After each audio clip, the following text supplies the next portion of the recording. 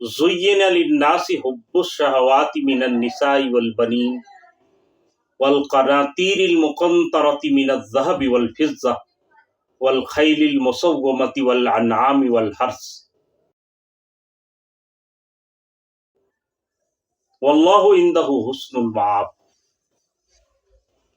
ترجمہ: لوگوں کے لیے خوشنما کر دی گئی ہے محبت خواہشوں کی، جیسے عورتیں، بچے، سونے چاندی کے ڈھیر، چیدہ گھوڑے، مویشی اور کھیتی، مگر یہ سب دنیا کی چند روزہ زندگی کے سامان ہیں۔ حقیقت میں بہتر ٹھکانہ تو بس اللہ کے پاس ہے۔ حضرات، ابھی آپ کے سامنے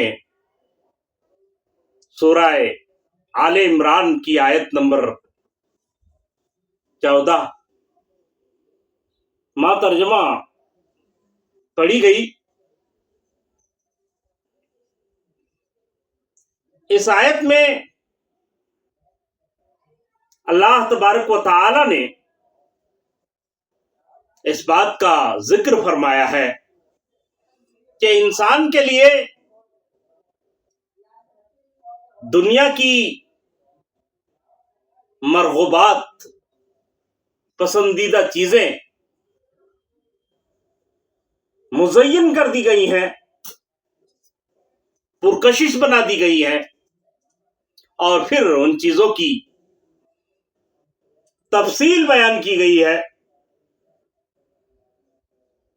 اس سلسلے میں جہاں دور قدیم کی مرغوبات کا ذکر یہاں پر کیا گیا ہے، بعین ہی اسی طرح دور جدید کی مرغوبات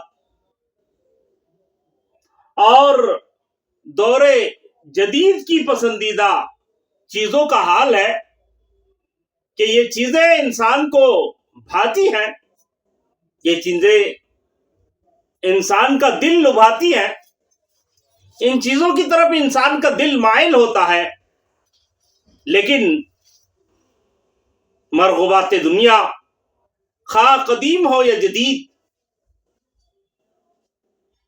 ان کی محبت انسان کے دل میں ہوتی ہے، اور یہ جذبہ ایک فطری جذبہ ہے۔ انسان ایسا ہو ہی نہیں سکتا کہ ان چیزوں سے، دنیا کے زیب و زینت سے متاثر نہ ہو۔ تو سوال یہ ہے کہ اگر یہ چیزیں چند روزہ ہیں تو ایسے میں ہمارا ان چیزوں کے ساتھ کیا معاملہ ہونا چاہیے؟ ہم کو ان چیزوں کے ساتھ، ان مرغوبات کے ساتھ کیا رویہ رکھنا چاہیے؟ تو اس سلسلے میں حضرت امام بخاری علیہ الرحمہ نے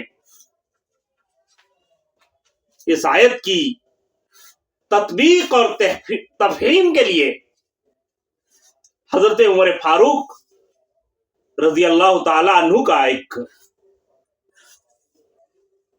جملہ، بلکہ آپ کہیے کہ ایک دعا نقل کی ہے، اور اس دعا سے اندازہ ہوتا ہے کہ ہم کو دنیا کی ان چیزوں کے بارے میں کیا رویہ رکھنا چاہیے۔ وہ دعا کچھ اس طرح ہے کہ اللہ، ہمارے بس میں نہیں کہ ہم ان چیزوں سے خوش نہ ہو جن کو تو نے ہمارے لیے مزین فرمایا ہے۔ اے اللہ، میں تجھ سے یہ توفیق مانگتا ہوں کہ ان چیزوں کو ان کے حق میں صرف کروں۔ یہ دعا ہم کو بتاتی ہے کہ ان چیزوں کے سلسلے میں ہمارا رویہ کیا رہنا چاہیے۔ دراصل اللہ کو مطلوب نہیں ہے کہ انسان ان مرغوبات سے، ان خواہشات سے متاثر نہ ہو، مگر یہ تاثر وقتی ہونی چاہیے، عارضی ہونی چاہیے۔ دنیا کی نعمتوں کی چکا چوند انسان کو جنت کی ابدی اور مثالی نعمتوں سے غافل نہ کرے۔ اگر متاع دنیا کے ساتھ، دنیا کے چند روزہ سامان کے ساتھ ہمارے تعلق کا معاملہ، ہماری محبت کا معاملہ عارضی ہو تو پھر شریعت کو اس سلسلے میں کوئی اعتراض نہیں ہے۔